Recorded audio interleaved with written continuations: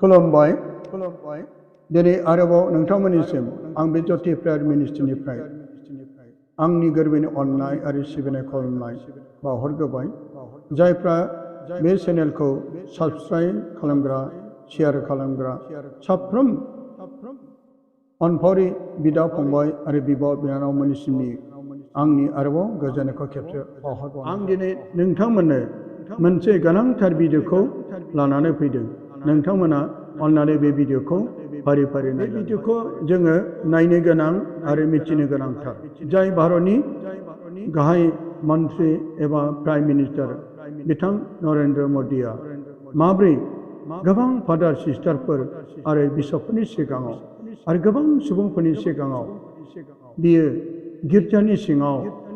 जेरै गोथार बाइबेलनि बोसोनखौ माब्रै बिथाङा मोजांथार रोखा रोखा बिबुंथि लाखिदों। नोंथांमोना बिथांनि खुगानिफ्रायनो हिन्दी रावै बुंनाय रावखौ नोंथांमोना खोनानो मोनो। बे सोरनिबा राव दांबिं नङा, सोरनिबा भइस दाबि नङा। बिथाङा गावनो गावनि खुगाजों रोखा रोखा बुंनाय हिन्दी रावै बुंनाय। नोंथांमोना बिनि सोमोन्दै मोजाङै मिथिनो आरो खोनासंनो लुबैब्ला फै जों फारि फारि नायलांनि।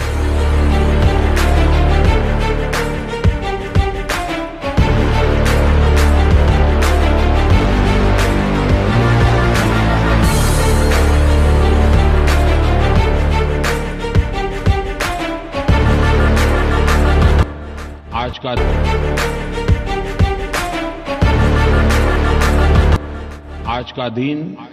सेवा, त्याग और करुणा को अपने जीवन में महत्व देने का अवसर है। ईसा मसीह ने कहा, गरीबों को हमारा उपकार नहीं, हमारा स्वीकार चाहिए। सेंट ल्यूक के गॉस्पेल में लिखा है, जीसस ने न केवल गरीबों की सेवा की है, बल्कि गरीबों के द्वारा की गई सेवा की भी सराहना की है। और यही तो असली एम्पावरमेंट है। इससे जुड़ी एक कहानी भी बहुत प्रचलित है। उस कहानी में बताया गया है कि जीसस एक टेम्पल ट्रेजरी के पास खड़े थे। कई अमीर लोग आए, ढेर सारे दान दिए। उसके बाद एक गरीब विधवा आई और उसने 2 तांबे के सिक्के डाले। एक तरह से देखा जाए 2 तांबे के सिक्के कुछ मायना नहीं रखते। वहां खड़े भक्तों के मन में कुतूहल होना बड़ा स्वाभाविक था। तब जीसस ने कहा कि उस विधवा महिला ने सबसे ज्यादा दान किया है, क्योंकि औरों ने बहुत कुछ दिया, लेकिन इस विधवा ने तो अपना सब कुछ दे दिया। गोजोन्थों ब्रैथाला जों मानगोनां बिथां जोंनि भारतनि गाहाय मन्त्रि एबा प्राइम मिनिस्टार बिथां नरेन्द्र मदिनिफ्राय गोथार बाइबेलनि बोसोन बिथाङा हावरियाफोरखौ अननाय आरो हेफाजाब होनाय सोमोन्दै जिसुनि बे मोजां बोसोनखौ जोंनो मिथिहोदों। जिसुआ हावरियाफोरखौ जोबोर अनो, हावरियाफोरखौ जोबोर हेफाजाब होयो। आरो बेल' नङा, फोरबो जिसु ख्रिस्ट'आ बियो गोबांथार दुखुआव गोलैनाय बेमारिफोरखौ बियो गावनि गोथार आखाइजों बे सोखादों। नरेन्द्र मदिया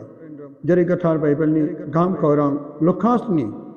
21 बालमनि 6 सेरनिफ्राय लानानै बै सिरिसिम सासे हावरिया दुखुथिया बालन्दिया जेरै गोथार न'आव दान बाकसाव जेरै बिनि अननायजों गोरबोनिफ्राय होनाय दाननि सोमोन्दै बिनि सोमोन्दै बिथाङा फोरमायदों। जिसुआ जेब्ला गोथार मन्दिराव दंमोन, बे समाव बियो बे गोथार मन्दिराव माखासे गोनां गिदिरफोरखौबो नुनो मोनदों। आरो बे गोनां गिदिरफ्रा बिसोरो गावसोरनि आग्लायनाय रांफोरखौ बे रांनि बाकसाव गोजौनिफ्राय ज्राव ज्राव गारदों। आरो बिसोरनि गेजेराव सासे दुखुथिया जाय मालायनाव गलामबायनानै मावनानै मोननाय गरनैसो रांखौ बे गाव लाखियाजासेनो गावनि जानांगौखौबो दोननानै बे दुखुथिया बालन्दिया इसोरनि मुङै रंजा बाजा बै दान बाकसाव बे होनो गोनां नङाब्लाबो दिनै रंजा बाजा बे दान आरो जिसुआ बुंदों नोंथारखौ आं नोंसोरखौ होनो दिनै बे बालन्दिया बे रंजा बाजा गासैखौबो बे गावनिखौ बे रंजा बाजा दान होबाय नाथाय माखासेया गावसोरनि आग्लायनायखौसो बिसोरो होबाय बेनिखायनो बे बालन्दिनि होनायखौ इसोरा नाजाव अब्ला जों भारतनि गाहाय मन्त्रि बिथां नरेन्द्र मदिनि खुगानिफ्राय अनसला फोरबो जिसु ख्रिस्टनि मोजां गाहाम बाथ्राफोरनि सोमोन्दै बिनि मावनायफोरनि सोमोन्दै जों खोनानो मोनबाय अब्ला जों बिथांनि खुगानिफ्राय खृष्टान धोरोमनि सोमोन्दै एबा ख्रिस्टनि सोमोन्दै बेरेखा राव बुंनाय एबा गाज्रि बाथ्रा राव बुंनाय जों खोनादों दाबि रावबो दैदेनगिरि एबा नेता एबा राजनितिक दैदेनगिरिफ्रा धोरोमनि सोमोन्दै गाज्रि एबा गाज्रि राव बिजिरनो एबा बुंनो समाया एबा रावबो बेबायदिखौ बुंनो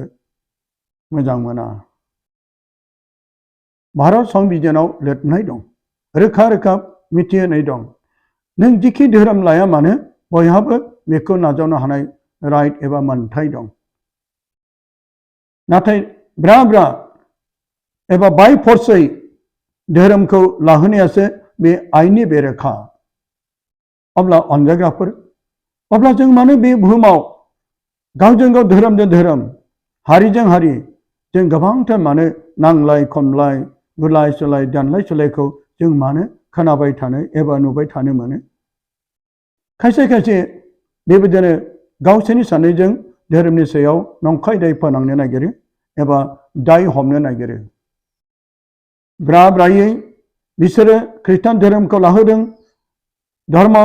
सोलायहोदों बेबायदि बुंनानै खृष्टानफोरनि सायाव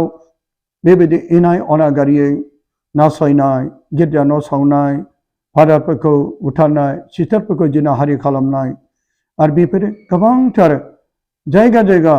बेबायदिनो समाजनिफ्राय एबा गामिनिफ्राय इनाय अनागारि होखारनाय नेवसिनायखौ जों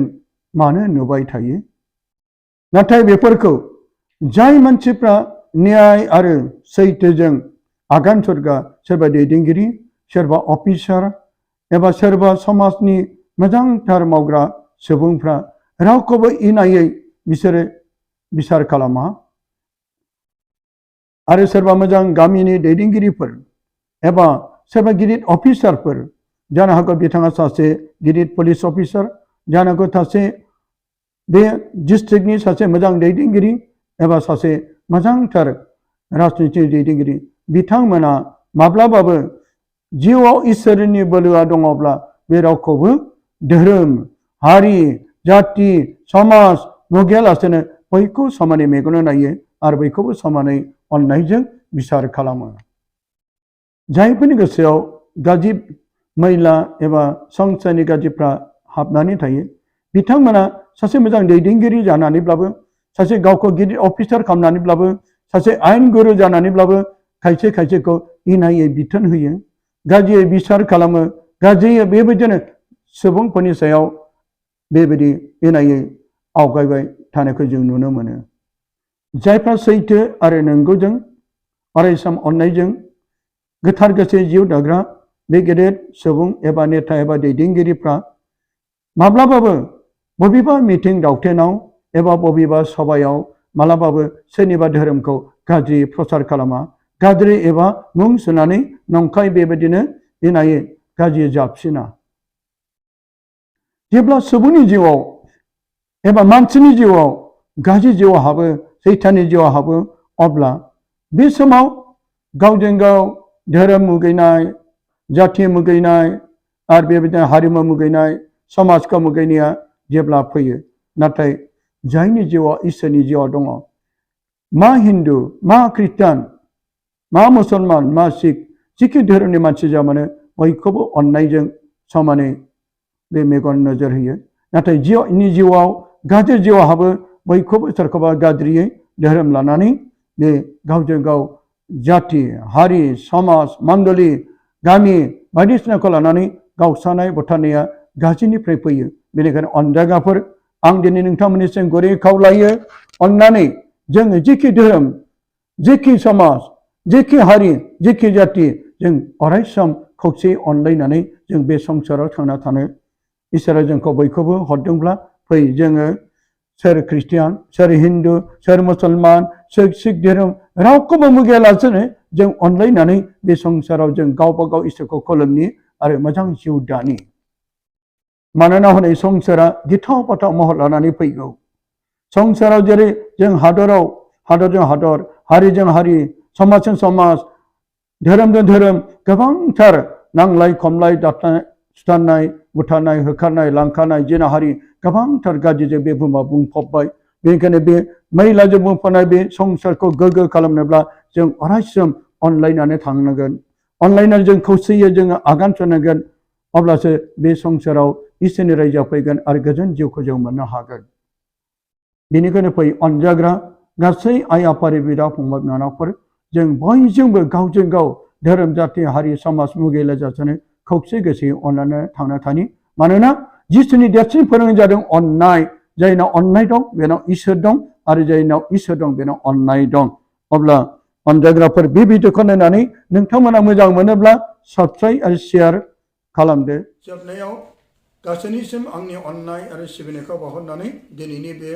भिडिअनि गेजेरजों नोंथांमोननिसिम आंनि गोजोननायखौ बावहरबाय गोजोन्थों।